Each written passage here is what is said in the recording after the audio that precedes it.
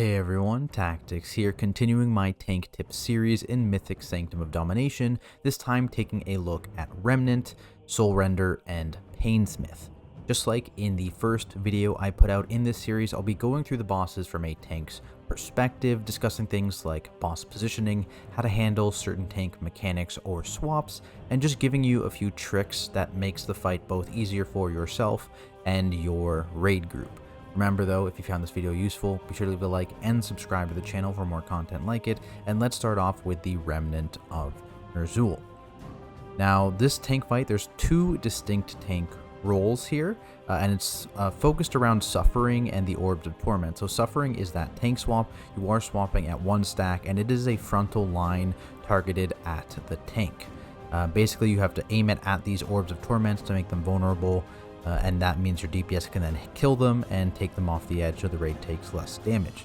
The first tank is going to be the one hitting these orbs, and the second tank is going to be the one repositioning the boss, as you see here, to the edge to handle the malevolent stacks.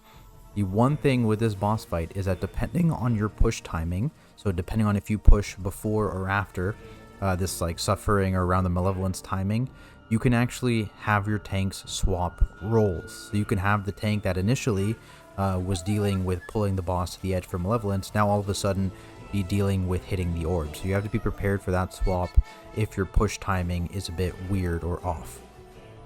So this POV is from the perspective of the original first tank. So I believe for the vast majority of the fight, maybe the whole fight, I am the one hitting orbs here. And positioning is really key for this tank. The one big change on Mythic, as you can see there, that helmet, after 80%, so after the first shatter, it spawns, and it will also shoot a beam. I've seen some conflicting information about this, but that helmet will always shoot the beam, not at an off tank or a different tank. It shoots it at the boss. So you never want to be hit by that if you already have a debuff, as you saw there. If that would hit me, it would add another Suffering debuff, and that would pretty much one-shot me if I didn't have a defensive up. So you want to make sure you're both not getting hit by the other tank's cleave, and you are dodging the helmet cleave, so keep your eye on that helmet. When it comes to geometry here, when there's a double orb, it's pretty easy to deal with, right? It's just a line. You can do it with only the boss and completely ignore the helmet. When you start getting 3 orbs, using the helmet becomes very valuable. It becomes quite useful. You can get all the orbs in one shot every single time here. And the other thing is bringing off the actual orbs. So specs like Brewmaster, specs like Vengeance and Guardian are pretty good at bringing off the orbs, and that's normally going to be a first tank job because the tank swap comes right as those orbs get vulnerable, so that tank will be taunted off if they're the first tank, and then they'll worry about dealing with, they can get that orb off without worrying about the boss. So here's something, I'm going to rewind a bit here. I'm going to talk about the boss positioning again when there's 3 orbs up, as you can see there. So the number one thing is you keep an eye on that helmet. You see the helmet is in that corner, and you see this inner circle. A good tip, if you're this first tank and dealing with aiming at the orbs, is you watch the helmet and you go on the outer edge of the circle on the far side. So if the helmet's here, you would go here-ish, around this area. If the helmet was like over here, you would go over here-ish. If the helmet was like right where, like this circle right here, right where this black circle is, you would run to this far area over here, and that makes it a lot easier to reposition the boss and make use of the helmet beam. So you see I'm staying here because this is on the far side, and these add spawn, so now I can just shift the boss to here. This helmet beam is now going to hit both of these orbs, and I can shift the boss to frontal this orb, and all 3 orbs will be hit. And that's a very nice consistent way to make use of that helmet beam. Always go on the outer edge of the circle on the opposite side. Helmet is over there, but we're repositioning for Malevolence now, so don't worry about that. And the other thing is for that tank, you want to call when the orbs spawn. As soon as you see the orb spawn, call which marker you're going to run to so the raid knows and they can position accordingly. Again, helmet is on the far side here. So I'm positioned on this edge, and again, this helmet line will deal with these 2 orbs right here. I don't need to worry about it, so I can worry about positioning for this orb there, and the helmet line will deal with that. We are going to get shatter first though, and so, you know, it's going to be pretty delayed, and that is the one thing, right? So depending on your push timing, the Suffering can be super delayed, Malevolence can be super delayed. It just depends on when you're pushing through that shatter. So number one thing, watch that helmet, especially if you're the first tank, but also the second tank, you don't want to get cleaved by it. And then that first tank needs to be really on the spot with their positioning. They need to be very, very aware of what's going on around them, just so they can use the helmet to their advantage, especially when there's 3 orbs out. In this end phase here, we do have to ping pong, and then I believe we run straight at this chest piece. Let it detonate like that. And that's kind of that phase. So we had to ping pong there because I believe we had 2 immobile classes.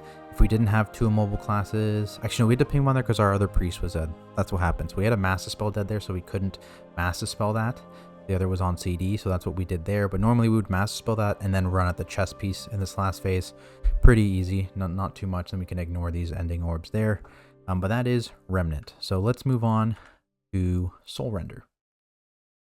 Soulrender. All right, so Soulrender, another 1-stack fight. The first tank is going to be the one that is free and available when the ads spawn. The second tank is going to be the one with the boss during the ad, so you'll be responsible for moving to the Overseer. So that this is never going to flip like Remnant, so just be aware of that. That's the order. Some tanks are very, very good at dealing with those ads. You want them free for those ads, like Blood DKs, specifically Necrolord Blood DKs. Hard carry this fight, absolutely hard carry. They can control every single ad set, rotating through Mass Grip and the unholy, so not the unholy, the Necrolord Covenant ability. Can't remember, Slappy Hands, you know. So they are very, very good on this fight. Monks are also very, very good on this fight. Monks can paralyze the small ads and Ring of Peace, the small ad off of the big ad spawn. You probably saw it there, but we'll see it again. Actually, I'll just rewind. Right there, yeah, that Ring of Peace. So basically what's going to happen is you want to move the ad off of this Overseer. So it gets a Ring of Peace and CC'd off of this Overseer, and we're good. So Monk's very good at that. Druids, if you're Boomkin Affinity, which isn't bad on this fight, you can do that as well with Typhoon. But any tank with CC, like I believe Demon Hunters are able to get a single CC on one of the Agonizers, so those kind of tanks pretty good. But again, nothing matches the MVP quality of Necrolord Blood DKs on this fight. Don't be fooled by those ads though. This is not an AoE fight. This is a pure single target fight. I'm built accordingly. I'm Feral Affinity, wearing a single target legendary, and I am just pumping boss damage on this fight. The ads completely melt. We have hunters here, 2 hunters just rotating wild spirits on the ad set, so there's a wild spirits every ad set, and these ads just die. We don't have a Windwalker in this group. Windwalkers completely murder the ads. Ellie Shamans completely murder the ads. So if you have like one of those in your group, you will never need to worry about ad damage. And so basically what's happening here, I'll rewind again just so we can see the ad set, is the ad tank is looking, Overseer spawn, move the boss over here ASAP. Other people are worried about CCing. Those are all assigned CCing and knocking off of the Overlord. And this tank is just worried about getting the boss on top of the Overlord, and we have brands on these Overlords. The brand damage, honestly, not too bad. It's as a tank, if you need to stand in it to position the boss on top of things, it's not the end of the world.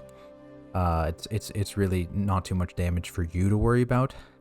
One thing I will note though is Soulrender is a pretty hard-hitting boss, honestly. He's probably one of the hardest hitting bosses in the raid, so just be prepared for that. He's definitely harder hitting than any of the bosses before him, and he's, I think, the only boss right now that could maybe argue as harder hitting is maybe Guardian, and then maybe Sylvanas. Definitely Sylvanas. So outside of that, Soulrender is top 3 in terms of hard hitting on the tanks.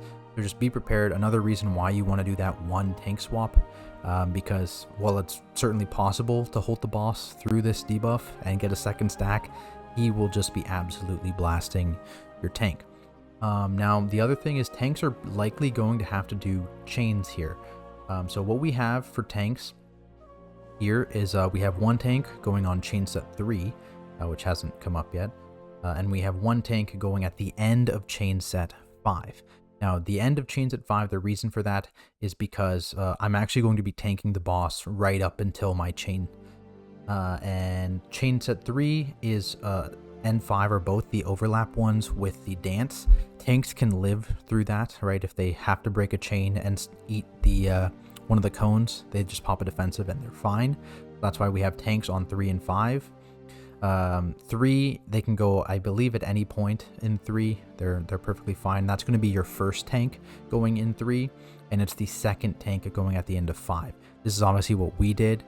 You can find different timings on other chain sets for the different tanks, whether you're the first tank or the second tank.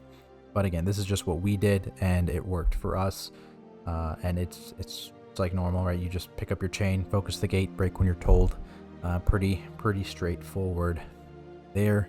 And yeah, there's not too much to this fight from a tank's perspective. Like I said, you're moving around here. If you're able to deal with those adds, like a blood decay, there's a lot more to talk about, right? You're trying to grip adds in and group them all up underneath the boss, but otherwise, for most other tanks, it's just moving the boss around to the safe spot, moving the boss to the overseer, and making sure everything is stacked up to maximize your kind of cleave damage onto the boss. And you can see, like, we're moving the boss a ton in this fight, right? The boss is not staying in the middle alone.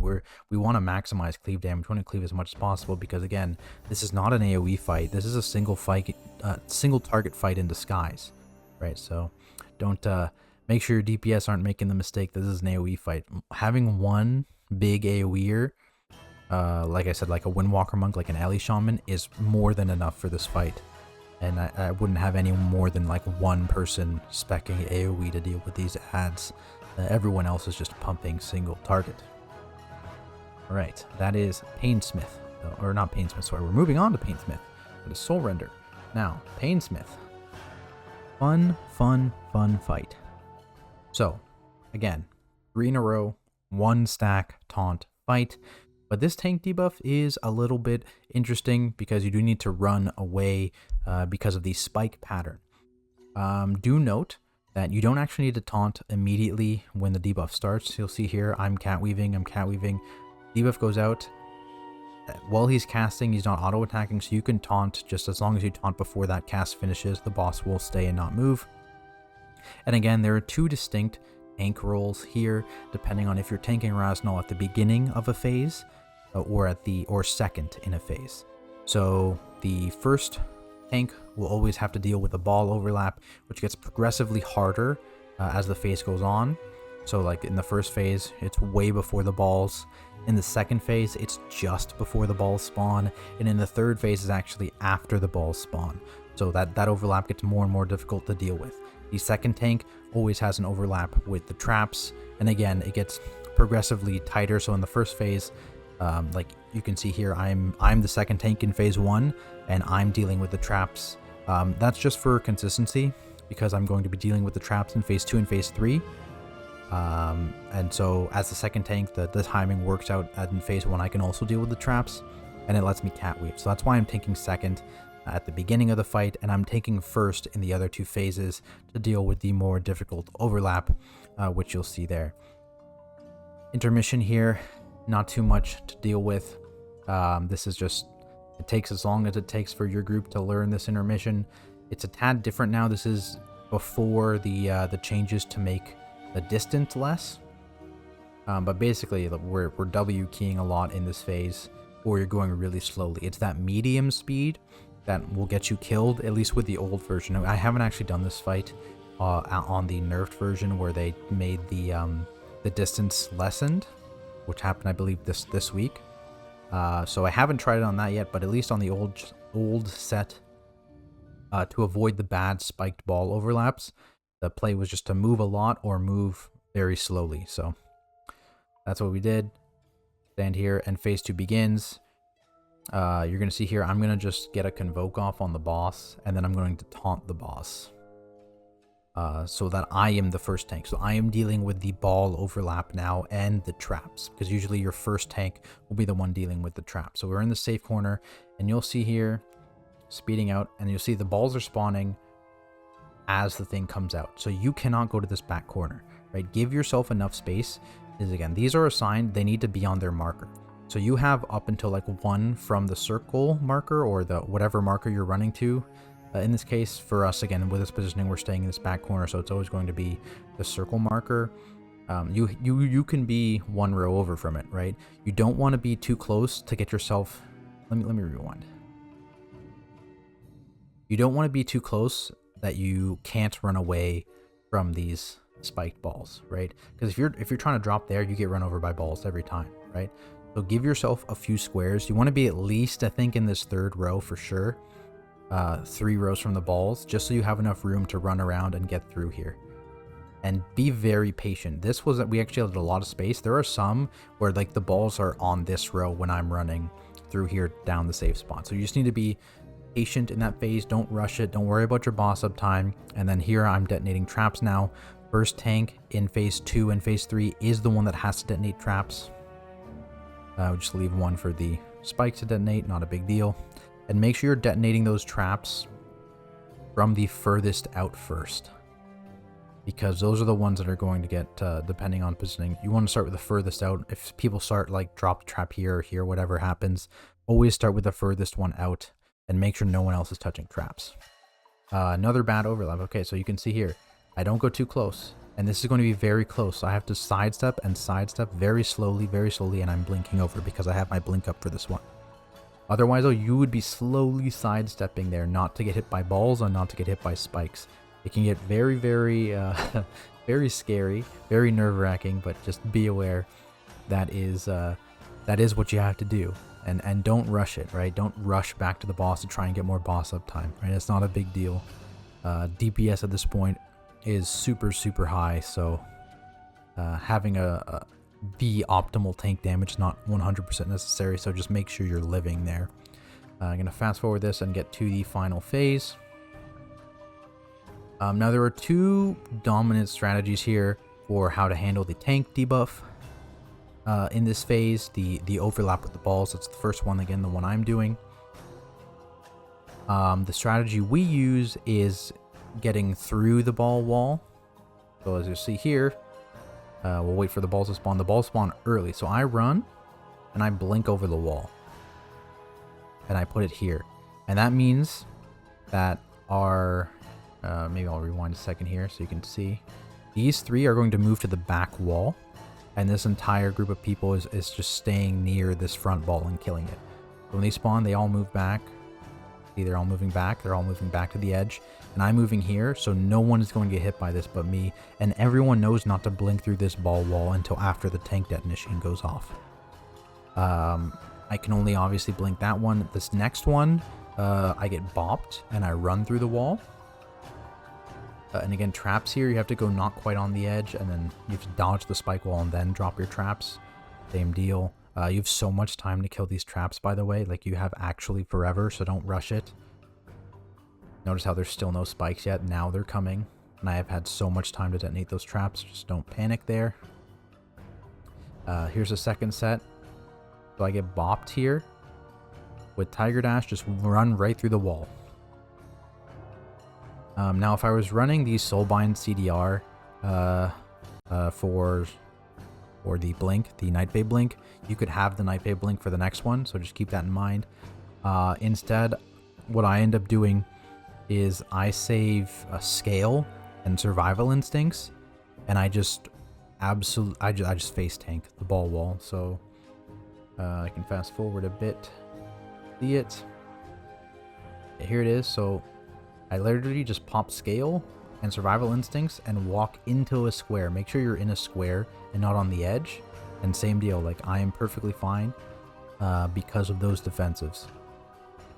And that gets you through it there. So again, big thing, phase 2, don't trap yourself against the balls. And for phase 3, if you have a tank that can get through the wall 3 times, they have to be able to get through the wall 3 times reliably, then you're good to go for this strat. If you cannot, if you don't have a tank that can get through the wall 3 times, what you can do instead, let me rewind a little bit, is when these guys go back, you actually send your tank to this far corner. And so these guys can go back, but they can't go against the back wall. They have to go second from the back, third from the back, fourth from the back, which makes it a little bit more confusing for these guys to deal with, but it doesn't require you to have a tank that can get over the wall.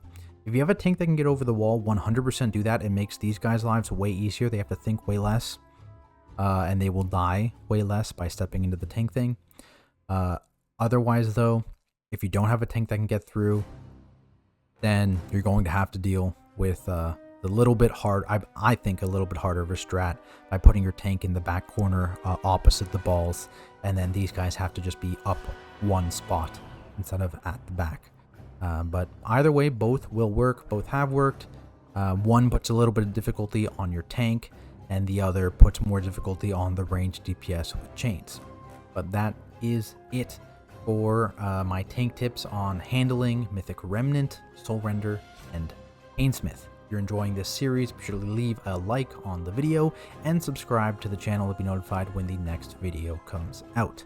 I'll be covering Guardian, Fate Scribe, and KT in my next video, and then I'll have a video all for Sylvanas herself, so be on the lookout for those. If you have any questions at all regarding these bosses or fights, feel free to leave a comment down below, and definitely check me out on Twitch at Tactics, where I stream high Mythic Plus keys as well as Mythic rating, all from a Guardian Druid POV. That is it for me, though. As always, thank you guys so much for watching, and I'll see you in the next video.